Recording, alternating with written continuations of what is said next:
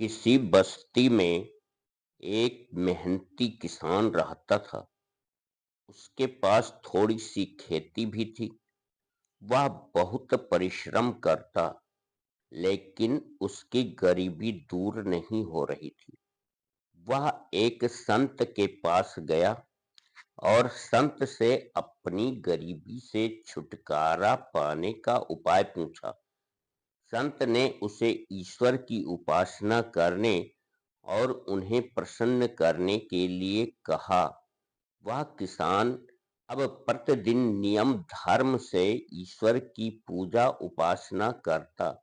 ऐसा करते करते उसे कई वर्ष बीत गए, पर ईश्वर ने उसकी पुकार नहीं सुनी, न ही उसे दर्शन दिया। तब उसने सोचा, ईश्वर की पूजा उपासना तो सब लोग करते हैं, इसलिए ईश्वर इतनी आसानी से न तो दर्शन देने वाले हैं, न हमारा कष्ट दूर करने वाले हैं। हमें किसी ऐसे देवता की पूजा उपासना करनी चाहिए जो आसानी से प्रसन्न हो जाएं।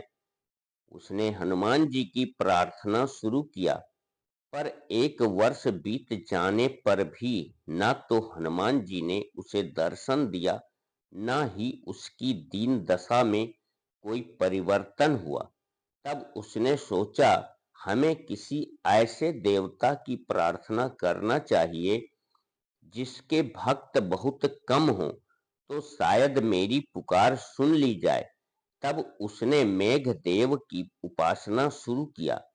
कई दिनों की उपासना के बाद एक रात मेघदेव ने किसान को स्वप्न में दर्शन देकर कहा, वत्स, मैं तुमसे बहुत प्रसन्न हूँ।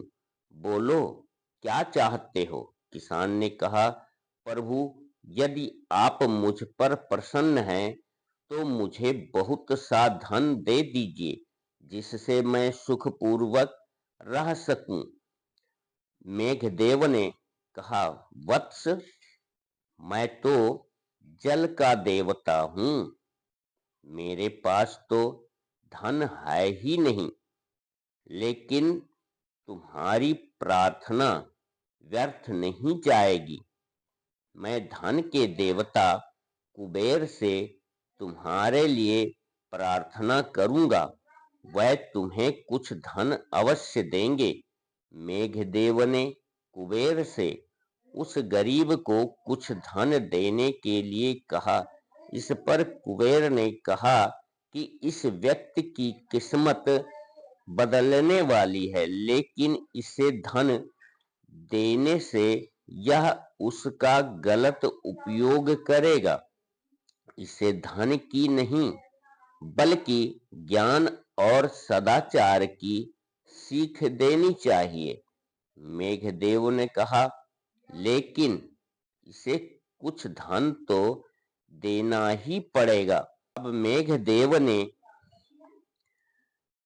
उस किसान को थोड़ा सा धन देकर उसे ज्ञान और सदाचार का पाठ पढ़ाया।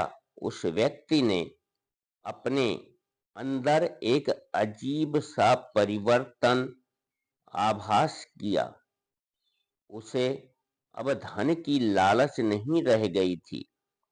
उसका मन लोभ मोह से हट गया था। वह ज्ञानियों जैसी बातें करने लगा। उसके अंदर समाज सेवा का भाव जग गया। उसके पास लोग उसका प्रवचन सुनने के लिए आने लगे। अनेक गरीब छात्र उससे शिक्षा ग्रहण करने आने लगे। उसके घर का खर्च एन केन प्रकारेण चल जाता था।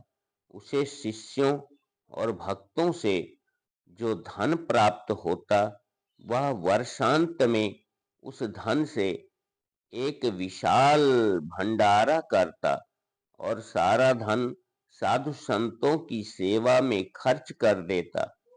धीरे धीरे भक्तों ने एक बहुत भव्य आश्रम बनवा दिया।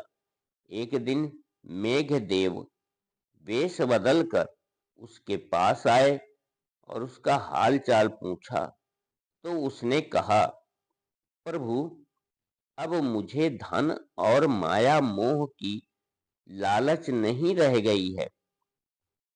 खर्च भक्तों और शिष्यों के दक्षिणा से चल जाता है। मुझे बहुत खुशी है कि मैं पूरे समय नेक काम में व्यस्त रहता हूँ और समाज मुझे इतना सम्मान देता है। मेरा जीवन आपकी कृपा से धन्य हो गया है। तो श्रोताओं, कहानी सुनने के लिए आप सबको भी धन्यवाद है।